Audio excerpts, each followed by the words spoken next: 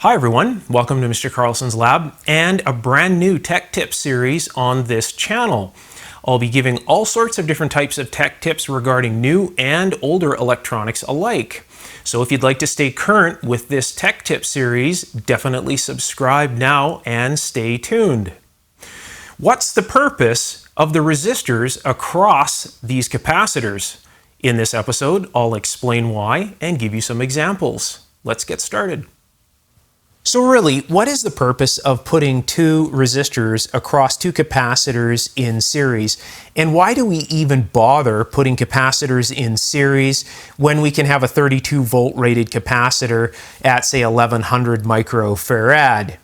Now, keep in mind when you put two capacitors in series, the capacitance drops in half and the voltage doubles.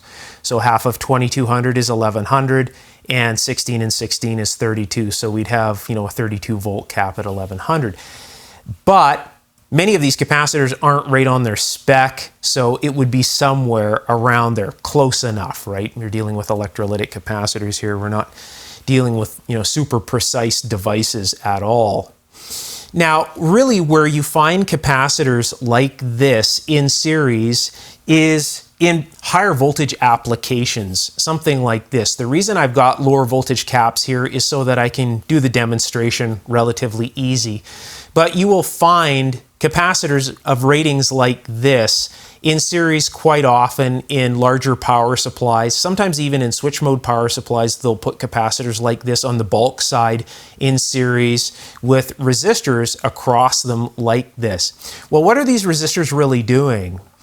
Well, these capacitors are really never the same from the factory, and of course they're picked really fast and put together in circuit boards, and often one will draw a little bit more current than the other.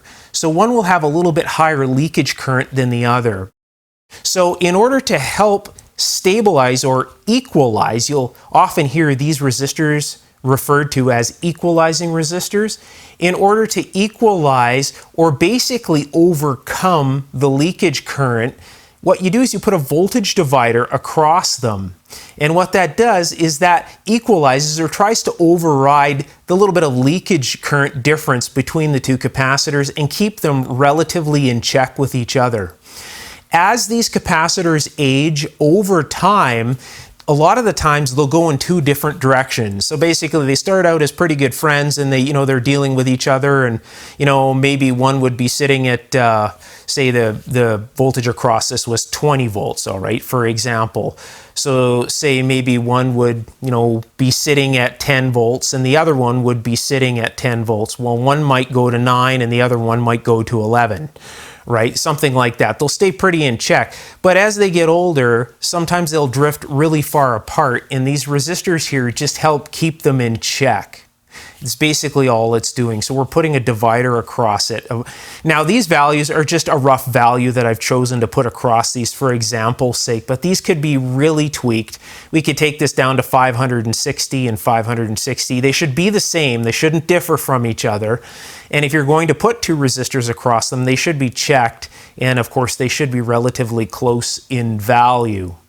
All right, so this would be a good example of two, of course, that do not have resistors across them. What I'll do is I'll set up a power supply and we'll take a reading across one cap and then we'll take a reading across the other capacitor, and we'll compare that to the voltage across these and see how much closer these are with the voltage divider. I'll get that set up and I'll be right back.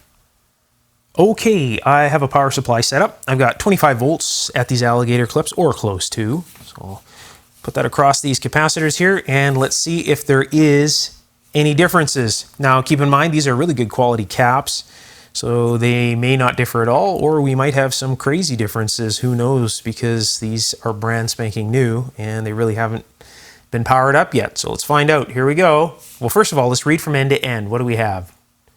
24.9798, okay? So let's go across this first cap. And we have 12.34. Let's go across the other cap. 12.63. Let's see what happens with these other ones right here, with the divider across them. Okay. Onto this. Nice thing about these too is it drains the caps off. These ones here will remain charged for quite some time. Okay, so again, we'll take a reading right across them. So 24.96, so a bit of a drop. Again, we have a divider going across here that's drawing current within itself all the time. So let's go across the first cap. 12.546, so we could say technically 12.55, okay? And let's go here, 12.42. So we are a lot closer, right? A lot closer with this divider. So now, if I was to open up the divider, let's get rid of this altogether. I'll just remove this off here and open this up. And like so. Let's see what they measure without the divider.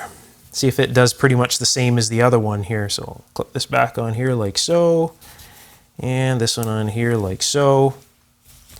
Okay, so let's see what the differences are now. So basically 12.658, so 12.59 we'll say. Look at that, 12.3.